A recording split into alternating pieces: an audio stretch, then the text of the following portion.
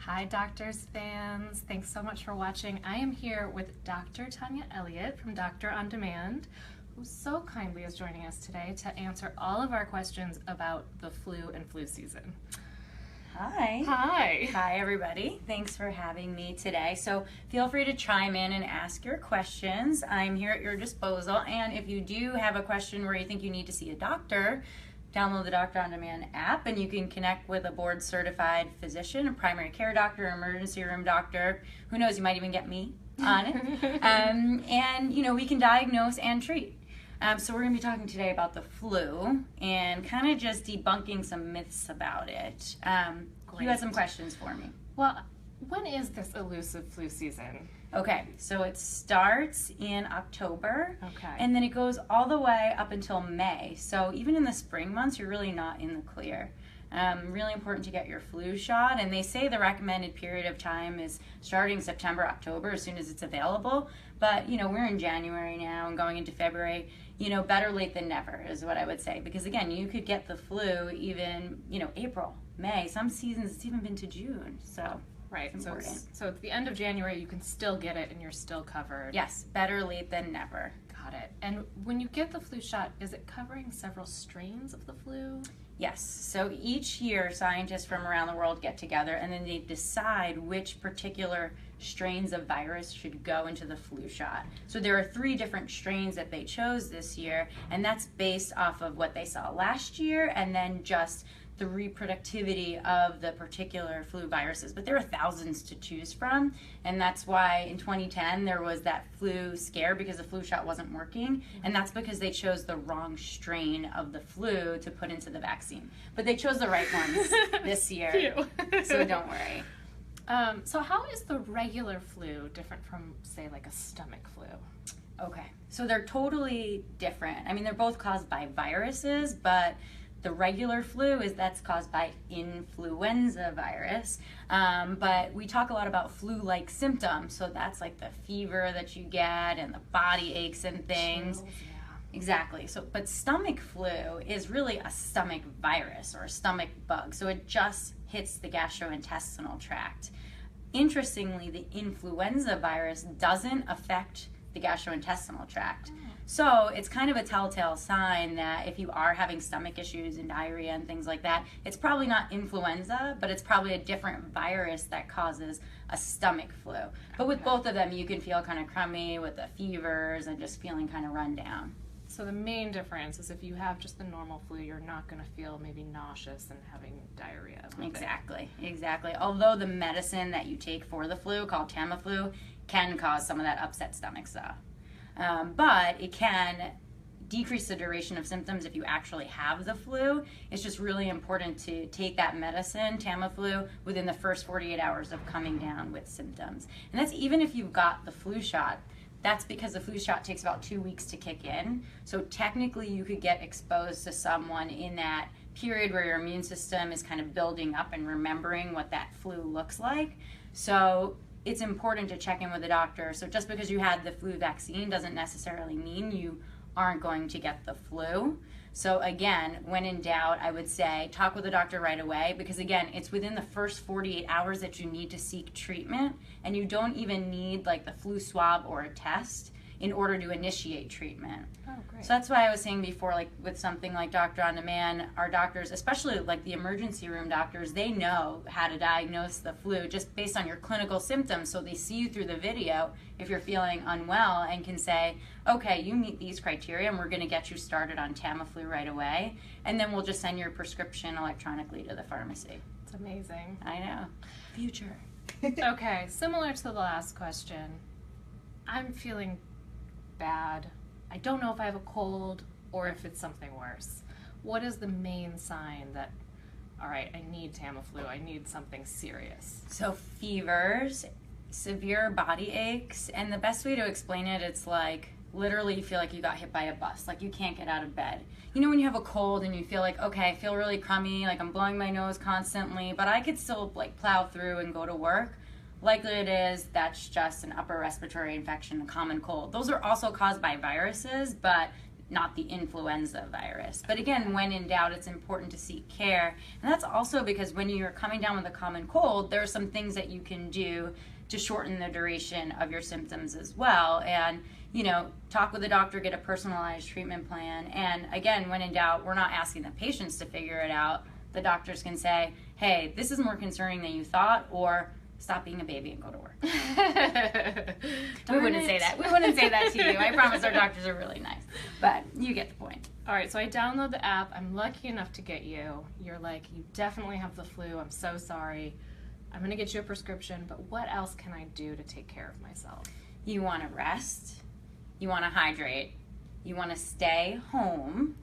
That's a good one. And when you have all of like those tissues and things, please throw them in the garbage can. Don't like leave them all around the bed, because then you're just going to infect everybody else. And also, if somebody in your household is sick with the flu, that means you're at risk. And so you can actually take the Tamiflu at a lower dose. It's called prophylaxis, to prevent yourself from getting the flu. So even if before you've come down with symptoms, if someone in your household, especially if they're extremes of age, so really young, pregnant, or the elderly, really important to seek care so you can get that preventative Tamiflu, and that gives you about a 90% chance of staving off the flu and not actually getting it. So that's really important.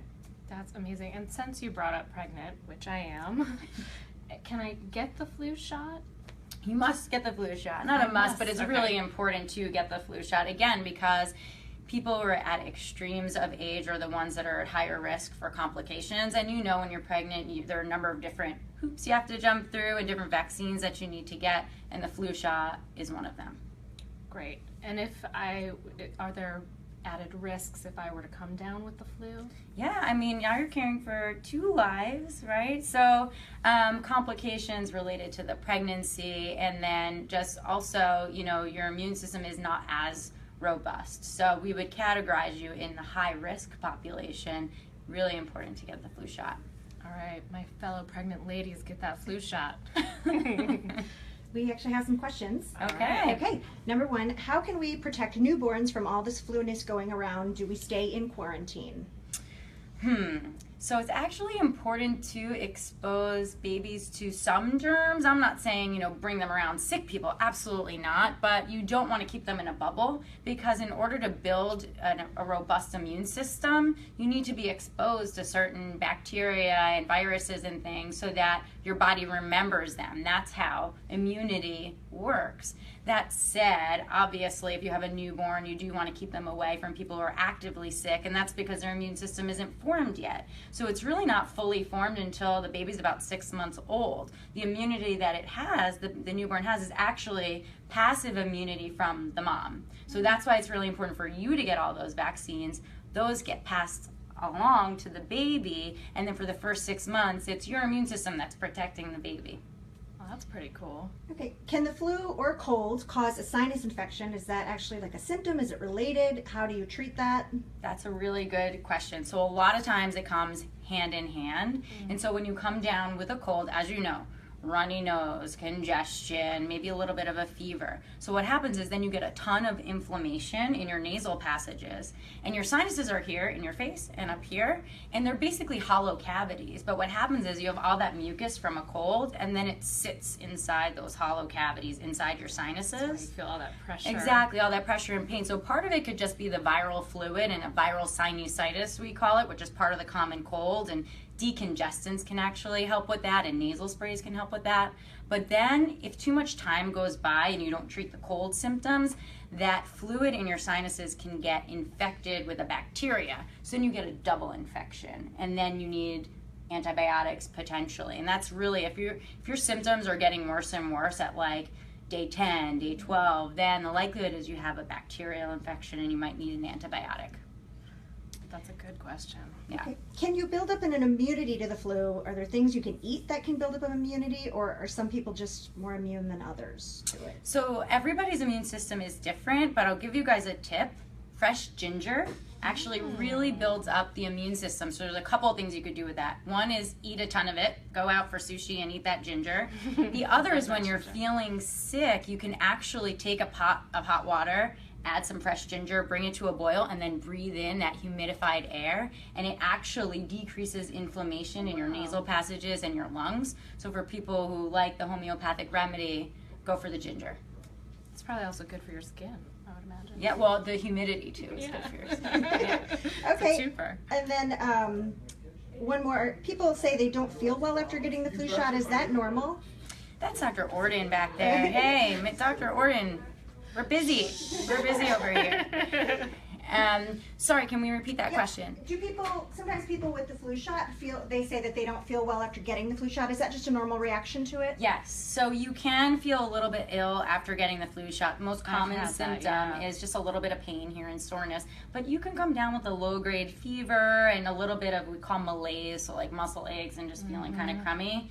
That just means your immune system is working. So it's kind of a good thing because basically what the flu shot is, it's killed flu virus particles, and so we're injecting that into your arm, and so your immune system is starting to rev up and build up memory to it, and so you're actually getting those 3 strains. You're getting those inside 3 strains your body, and your body is coming at it. Exactly, and your body's fighting it now. So imagine if you had those are killed strains of the virus. If you inhaled the actual flu virus, how terrible you would feel. I mean, it's probably a multiple of like 100. So, you know, suffer through those couple hours, take some Tylenol, get a little bit of rest, maybe some sympathy from your husband, but get the flu shot.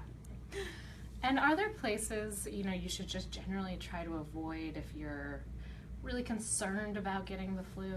I mean, you should probably stay away from hospital settings and around people that are actively sick. But, you know, you want to enjoy your life. But I would just say a couple of things. Wash your hands frequently and thoroughly. Try not to share food with people. And then you can be a little bit careful about doorknobs and things like that. Maybe carry a little hand sanitizer if you're in a public place and you're touching a lot of things. You know, you can be a little bit anal about the hand sanitizer and stuff like that as well. Yeah. So. Great. All right, I actually have one more question.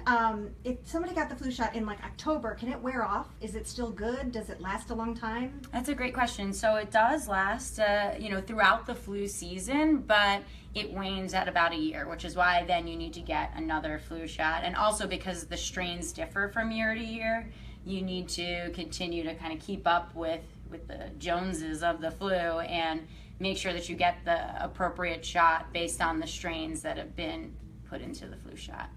Great. Great. Thank you guys so much. Thanks for Dr. Tania. joining. Yeah. Well, thanks so much for having me, guys, and we'll see you next time. Bye. Bye.